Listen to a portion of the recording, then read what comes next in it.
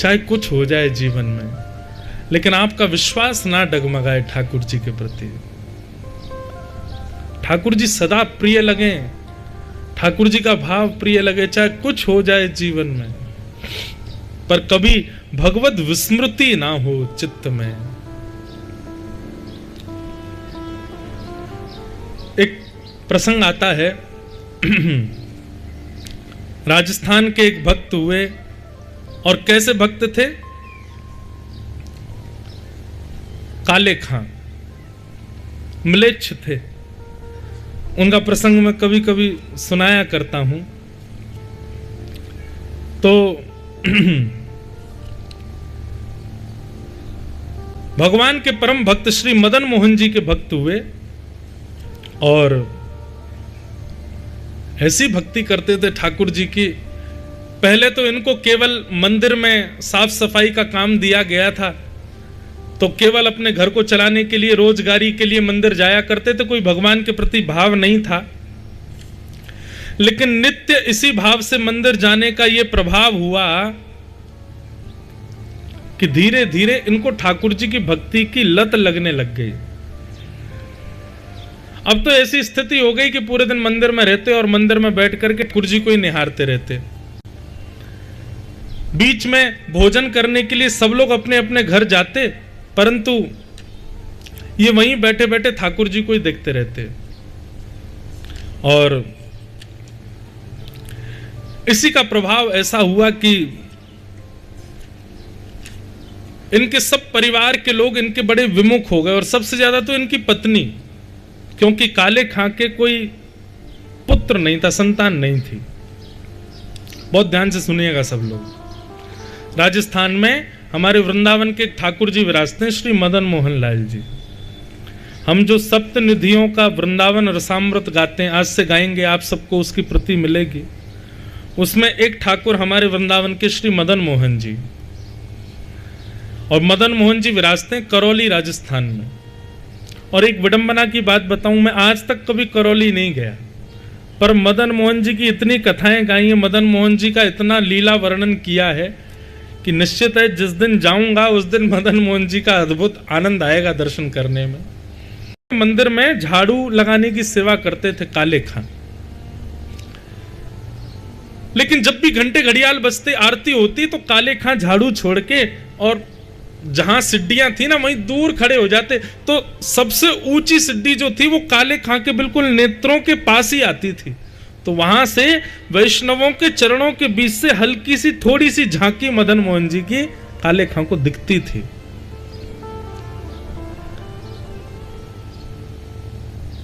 बिना भाव के ही काले खां देखता था, लेकिन धीरे धीरे धीरे धीरे वो भाव सृजित हो गया।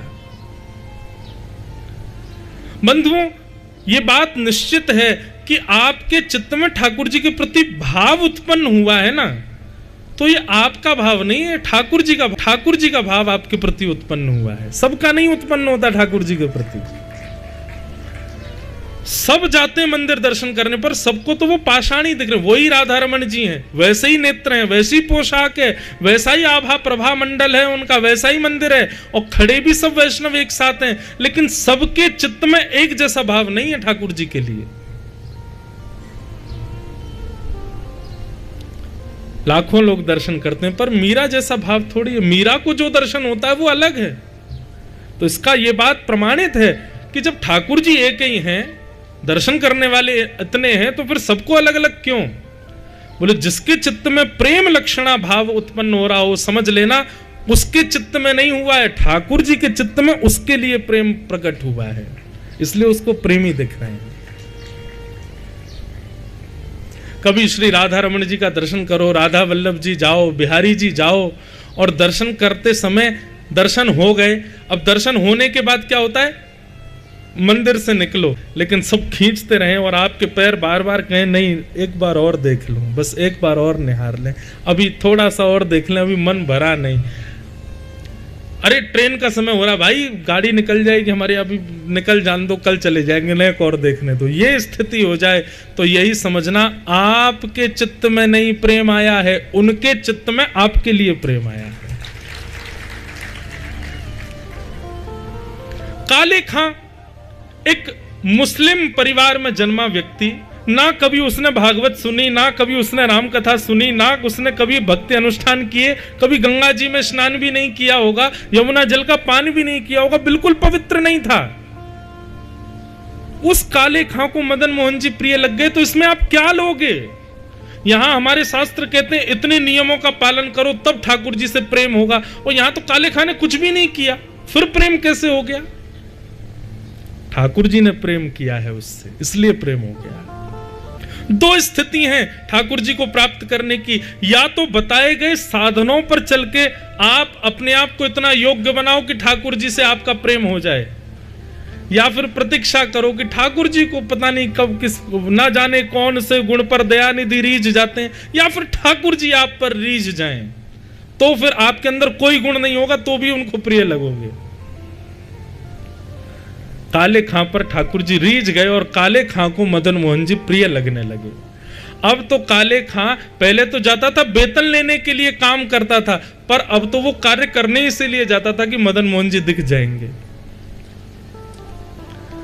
घर परिवार के लोग डांटने लगे, फटकारने लगे, पत्नी कहने लगी इतने वर्ष हो गए ब्याह को, हमारी कोई औलाद नहीं है, हमारे कोई पुत्र नहीं है। परिवार के दूसरे लोग कहते, बोले होगा कैसे? अपने खुदा को छोड़ करके दूसरे को भजेगा तो फिर वो कहां से देगा? जब अपने खुदा से गुहार करेगा, नमाज आदि करेगा, उनसे प्रार्थना करेगा, तभी तो वो देंगे। अपने बादशाह को भजता नहीं है, दूसरों के बादशाहों के पास जाएगा, दूसरों का बादशाह तो दूसरों की सुनेगा ना।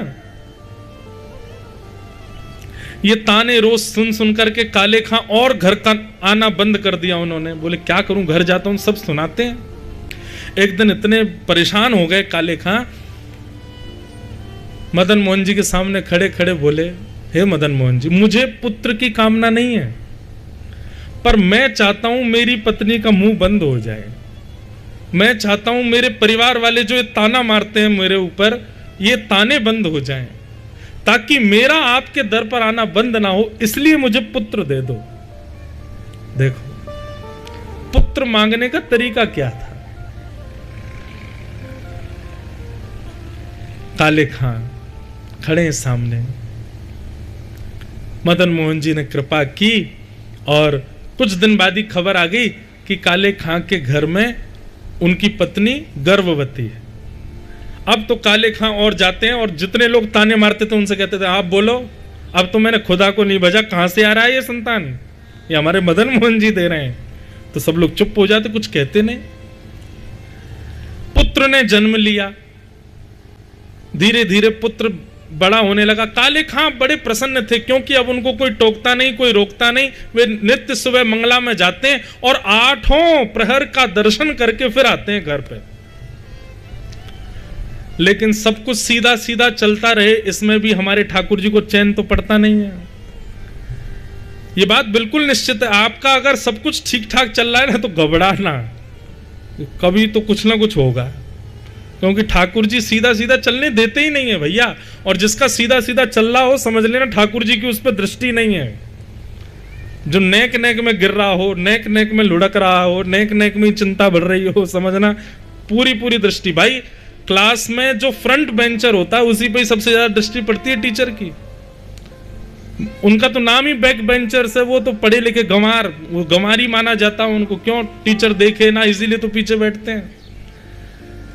सबसे पहला क्वेश्चन ही किससे पुटअप किया जाता है? जो सबसे आगे बैठा हो। बार बार प्रश्न जीवन में आ रहे हैं, बार बार उथल पुथल आ रही है, तो समझो आप फ्रंट बेंचर हो ठाकुर जी की क्लास के। तो सब कुछ ठीक रहे, इसमें ठाकुर जी राजी तो रहते नहीं है। 8 वर्ष की आयु हो गई काले खां के पुत्र की। यमुना के तट पर नदी के किनारे खेल रहा था और एक काले सर्प ने उनके पुत्र को डस लिया। मृतक अवस्था में पड़ा है। कुछ मित्रों ने जाकर के काले खां की पत्नी को बताया, आपके पुत्र को सर्प ने डस दिया।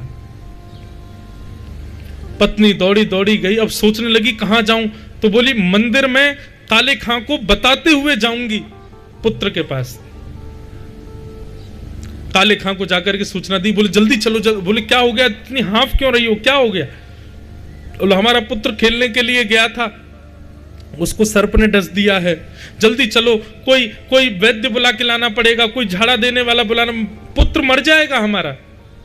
इतने में ही घंटा बजने लगा ठाकुर जी की राजभोग आरती का।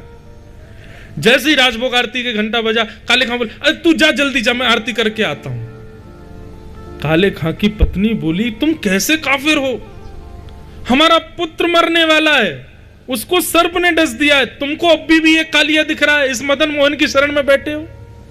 काले खां, भूलो मत, इन्होंने ही दिया है वो हमको। बोले इन्होंने दिया है तो फिर ये बचा लें आज उसको। ऐसा कहकर के और भी कई बातें कहकर के पत्नी तो वहां से चली गई। काले खां मदन मोहन जी को देख रहे हैं, नेत्रों से आंसू गिर रहे हैं। काले खां कह रहे हैं, आपको अच्छा नहीं लगता ना कि हम ठीक ठीक रहें? सब कुछ ठीक तो चल रहा था, 8 सालों से किसी ने मुझसे कुछ नहीं कहा। 8 सालों में एक दिन भी ऐसा नहीं गया कि मैंने आपकी कोई आरती छोड़ी हो, मेरे किसी भी दर्शन में अवकाश आया हो। फिर ये आज कौन सा नया खेल खेल दिया आपने? काले खां तो दर्शन करते रहे, ठाकुर जी को देखते रहे। इतने में ही पीछे से पत्नी अपने मृतक पुत्र, उसके मुख से झाग निकल रहा था, पूरा शरीर नीला पड़ गया था, उस पुत्र को ला करके काले खां के बगल में रख दिया, मदन मोहन जी के मंदिर के देहली के बाहर। बोलो बहुत कहते हो ना कि मदन मोहन जी ने दिया है, कह दो उनसे कि बचाएं इसको। यदि आज मेरा पुत्र बच गया तो मैं तुम्हें वचन देती हूं, तुम्हारे साथ साथ मैं भी इनकी दासी हो जाऊंगी। अब बात तो सुनो पहले पूरी, अभी बचने तो दो उसको। आप लोग भी पहले ही पूरा क्लाइमेक्स खत्म कर देते। काले खां सामने खड़े हैं। बंधुओं, काले खां की भक्ति में एक बात देखी, उसने कभी भी अपने लिए कुछ नहीं कहा ठाकुर जी से। वो अभी भी मदन मोहन जी से कहता है कि नाथ, मुझे ये नहीं चाहिए कि आप मेरे पुत्र को बचाओ,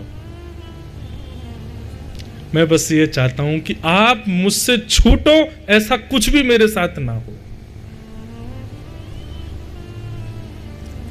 अगर आप मुझे ये वचन देते हो कि मेरे पुत्र की मृत्यु पर आप मुझसे दूर नहीं होगे तो मुझे ये भी स्वीकार है, लेकिन यदि मेरे परिवार ने आपको मुझसे दूर किया और उसमें कारण पुत्र की मृत्यु बने, तो मैं आपसे हाथ जोड़ के प्रार्थना करता हूं, इसको बचाओ। मैं इसके बिना रह सकता हूं, परिवार के बिना रह सकता हूं, लेकिन आपके बिना नहीं रह सकता, और मेरा परिवार मुझे आपके संग रहने नहीं देगा।